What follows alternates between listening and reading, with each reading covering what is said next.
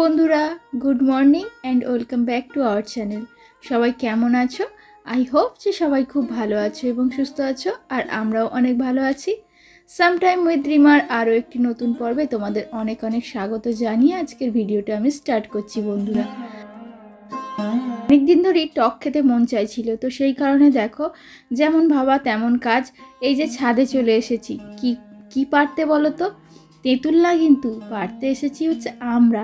আর এই যে দেখো কয়েকটা আমরা পেরেছি, কিন্তু ওই যে পাশের বাড়ির ছাদেতে গিয়ে তো সেখান থেকে এই যে লাঠিটা দিয়ে আবার ওগুলোকে নিচে ফেললাম। আর ছাদে যেগুলো পড়েছে সেই আমড়াগুলো দেখো এখানটায় জড়ো করেছি। আর এই যে দেখো কতটা আমড়া হয়েছে।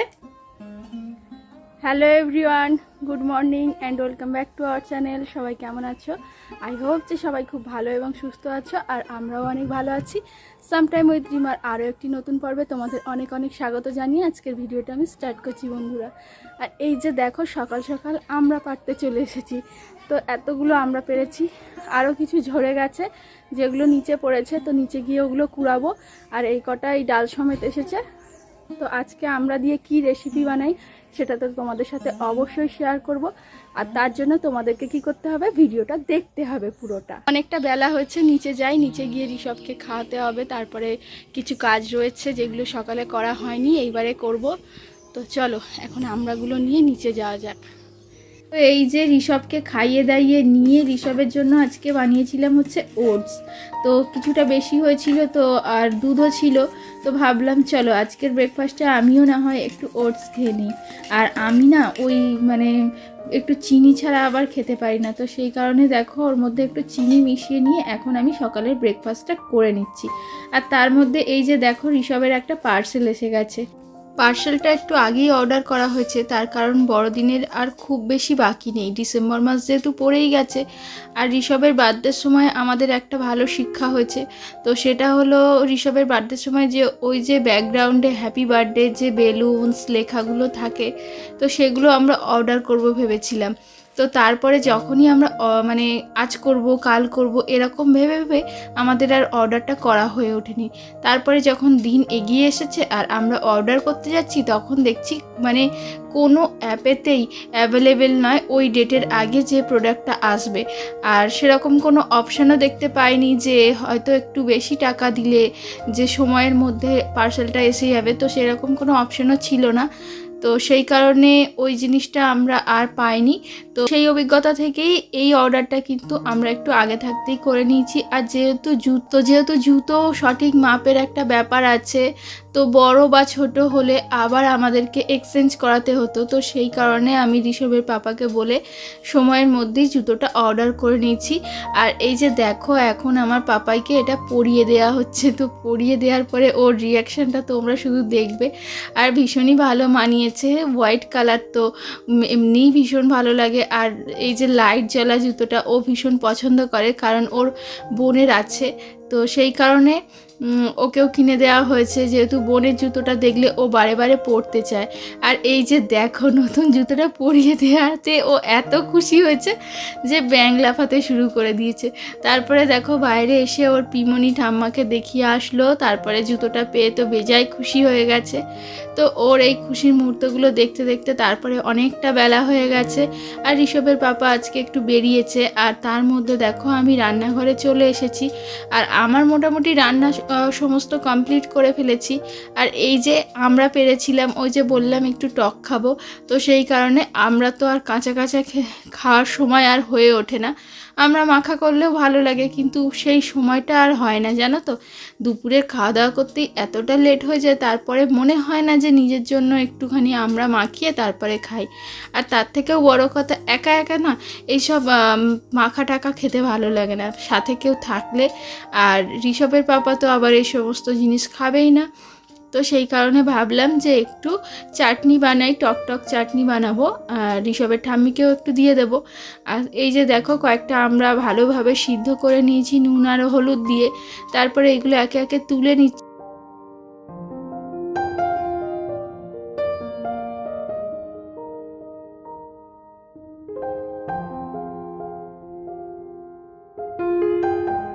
এবার আমি এই যে দেখো সমস্তটা সিদ্ধ হয়ে গেছে, তাও আমি একবার চেক করে দেখে নিচ্ছি।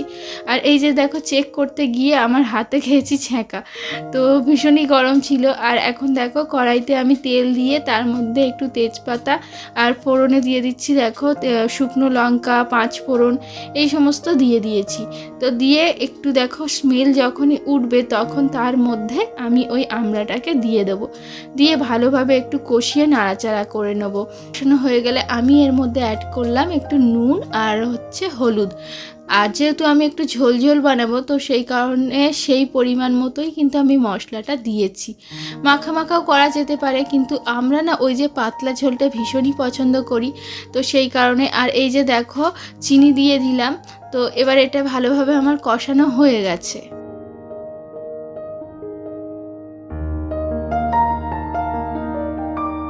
আর তোমরা হয়তো আমার ভিডিওগুলোতে দেখবে যে আমি কি পরিমাণে টক খেতে পছন্দ করি, তার কারণ যখন আমের সিজন হয় ওই যে গুটি গুটি আমগুলো পাওয়া যায়, আমি কিন্তু ওই সমস্ত আম কুড়িয়ে নিয়ে আসি, নিয়ে এসে এরকমভাবে আমের টক বানিয়ে খেতে আমি ভীষণই পছন্দ করি। তারপরে দেখো আমার জল দেওয়া হয়ে গেছে আর চাটনিটা মোটামুটি হয়েও এসেছে। আর এই যে শুকনো লঙ্কাটা দিয়েছি, এটা না শুধুমাত্র ফ্লেভারের জন্য।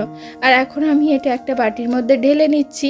আর ঢেলে নেওয়ার পরে হয়তো আর সময় হয়ে উঠবে না, তার কারণ ওই যে আবার ঋষভকে নিয়ে ব্যস্ত হয়ে উঠবো। আর এই যে শুকনো লঙ্কাটা আমি ফেলে দিচ্ছি, তার কারণ ওটা আবার ওই ঝোলের মধ্যে থাকলে ওর ঝাল ভাবটা সমস্ত টকের মধ্যে মিশে যায়। আমি শুধুমাত্র একটা স্মেলের জন্য শুকনো লঙ্কাটা ব্যবহার করেছি, কারণ ঝাল ঝাল আমার আবার ভালো লাগে না অতটা।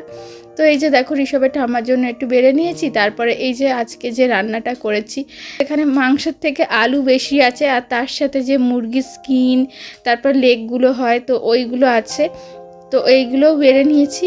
আর এই যে দেখো সন্ধ্যা হয়ে গেছে, দুপুরের পর একটু ঘুমিয়ে পড়েছিলাম, তারপর সন্ধ্যা হয়ে গেছে। আর ঋষভের পাপা এসছে এইমাত্র, তো ও যে সেমিনারে গেছিলো, তো সেখান থেকে এই যে দেখো লাকি ড্রয়েতে ও একটা এরকম লাগেজ পেয়েছে। আর লাগেজটা এত বিশাল বড়, ও এটা পাওয়ার পরেই আমাকে ফোন করেছে যে এটাকে নিয়ে আমি বাড়ি ফিরবো কী করে।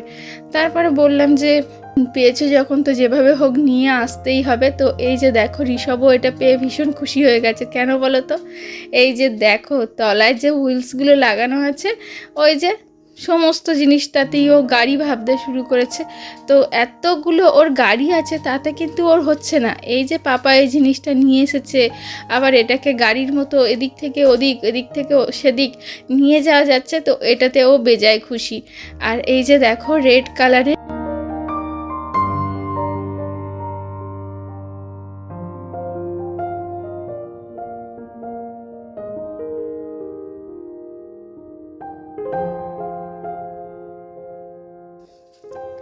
আর তার সাথে দেখো এই ব্যাগটাও দিয়েছে। এই ব্যাগটা কম্পালসারি ওখানে যারাই অ্যাটেন্ড করেছিল সবাইকে দিয়েছে।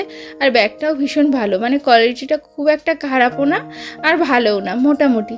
তবে আমি বলছিলাম যে এইটা ঋষভের জিনিসপত্র নিয়ে ঋষভের মামার বাড়িতে যখন আমরা যাই না, তখন এই ব্যাগটা হচ্ছে ট্রাভেল করার জন্য খুবই ভালো।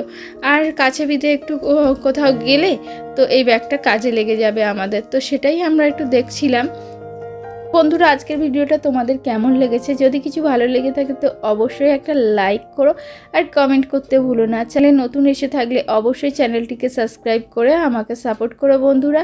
আর এরকম আরও সুন্দর সুন্দর মজার ভিডিও পেতে আমার চ্যানেলটিকে এক্ষুনি সাবস্ক্রাইব করে নিও। দেখা হবে আগামী আরও একটি নতুন পর্বে। এখানটা থাক।